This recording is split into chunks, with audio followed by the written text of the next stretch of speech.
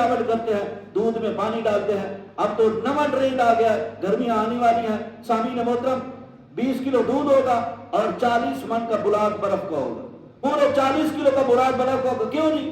اس میں دودھ میں کیوں ڈالا ہے یہ بلاک پورا جی؟ دودھ جی پھٹ میں ایک کام کرے نا تینوں حیات شرم نہیں آتی؟ کہتا کیا ہے؟ دودھ پھٹ جاتا ہے۔ تو سامعین محترم دودھ نہیں پھٹتا، نیت پھٹ گئی ہے، ایمان خراب ہو گیا ہے۔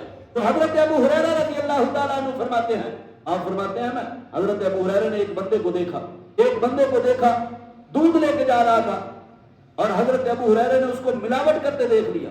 حضرت ابو ہریرہ رضی اللہ تعالیٰ عنہ اس دودھی کی طرف، دودھ دینے والے کی طرف بڑا غور سے دیکھتے رہے، آنکھوں میں آنسو آ گئے، رونے لگ گئے۔ تو دودھ والا پوچھتا، ابو ہریرہ تو نبی پاک صلی اللہ علیہ وسلم نے تجھے بہت بڑا لقب دیا ہے، تو میری امت کا محدث ہے، ابو ہریرہ تو روتا کس لیے ہے؟ حضرت ابو ہریرہ نے فرمایا، بھائی تجھے نہیں پتا، وہ چیز مجھے رلا رہی ہے، تجھے نہیں پتا۔ اس نے کہا کس بات سے روتے ہو؟ حضرت ابو ہریرہ رضی اللہ تعالیٰ عنہ فرماتے ہیں، یار تیرا کام دیکھ رہی نا، جو کل قیامت والے دن تجھے عذاب ہوگا نا، میں نے نبی پاک کی زبان سے وہ الفاظ سنے تھے، وہ الفاظ مجھے یاد آ گئے، یار تو کتنا اچھا سونا جوان ہے، اللہ نے کتنی جوانی دی ہے، یار تم ملاوٹ والا دودھ بیچ رہا ہے، پتہ ہے کل قیامت والے دن تجھے کیا عذاب ملے گا؟ وہ کہنے لگے کہ حضور مجھے نہیں پتا۔ حضرت ابو ہریرہ نے فرمایا، آپ پھر میرے نبی پاک کا فرمان سنتا جا۔ حضرت ابو ہریرہ فرماتے، لوگوں جو بندہ دودھ میں ملاوٹ کرے گا اور خالص دودھ نہیں بیچے گا، ملاوٹ والا دودھ بیچے گا، امام بیکی نے اس روایت کو نقل کیا ہے۔ حضرت ابو ہریرہ فرماتے ہیں، کل قیامت والے دن اس بندے کے سامنے ایک پیالہ لایا جائے گا اور پیالے میں دودھ ہوگا، اللہ تبارک تعالیٰ فرمائے گا، میرے بندے ایک شرط پہ تیری بچت ہو سکتی ہے، ایک شرط پہ تیری بخشش ہو سکتی ہے، اگر تو اس دودھ سے پانی الگ کر دے، اگر تو نے پانی الگ نہ کیا تو پھر تیرے لیے جہنم پکی ہے۔ حضرت ابو ہریرہ فرماتے ہیں، بتا بندہ خدا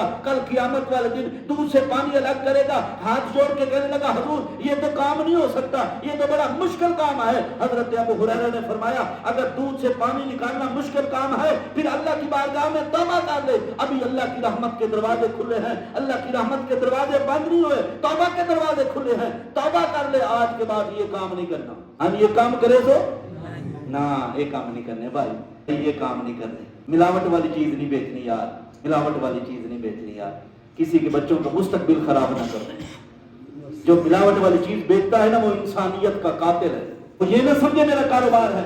تو موٹے موٹے دانوں والی تسبیحاں لوگ دکانوں پہ لے کے بیٹھے ہوتے ہیں، جنہیں میں چاہیے تھا موٹی، ان دکانوں پہ لے کے بیٹھے ہیں، حاجی صاحب تسبیح پہ ہوتی، اللہ اللہ اللہ، یا اللہ کی گاٹ بگانا، یا اللہ کی گاٹ بگانا۔ اب حاجی صاحب تسبیح پھیر رہے ہیں، ماشاءاللہ بڑی سونی داڑھی، ایسے پگڑی باندھی ہے میں نے، ایسے مولانا صاحب بڑے ہوئے تسبیح پھیر رہے ہیں۔ سامعین محترم یہ صرف لائسنس بنا لیا، داڑھی کو لائسنس، امامے کو لائسنس، تسبیح کو لائسنس، اور کام سارا منافقوں والا، کام سارا کافروں والا۔ تو سامعین محترم دین میں یہ بات نہیں چلتی، دین میں یہ بات نہیں چلتی، براہ کرم یار ایسے کام نہ کرو، انسانیت کے قاتل نہ بنو۔ سامعین محترم وہ بندہ انسانیت کا قاتل ہے جو ملاوٹ والی چیز بیچتا ہے، الا ماشاءاللہ جو مرچوں کا کاروبار کرتے ہیں۔ اب سموسوں پکوڑوں کی بھرمار ہوگی کیونکہ رمضان شریف آ رہا ہے، رمضان شریف میں یہ چیزیں زیادہ چلتی ہیں۔ اب مسلمانوں کا المیہ کیا ہے؟ مرچیں بھی 2 نمبر، گھی بھی 2 نمبر، سارے کام 2 نمبر، اللہ معاف فرمائے۔ مرچوں میں تو اب سامعین محترم جو بٹھوں کی کیری ہوتی ہے، اینٹوں کی کیری ہوتی ہے، وہ بھی نہیں جا رہی ہے، اور بھائی آپ کو پتا ہے اس سے کینسر کا مرض پھیلتا ہے۔ کیوں آپ انسانیت کے قاتل بنتے ہو یار؟ چھوڑ دو یار، یہ کام چھوڑ دو۔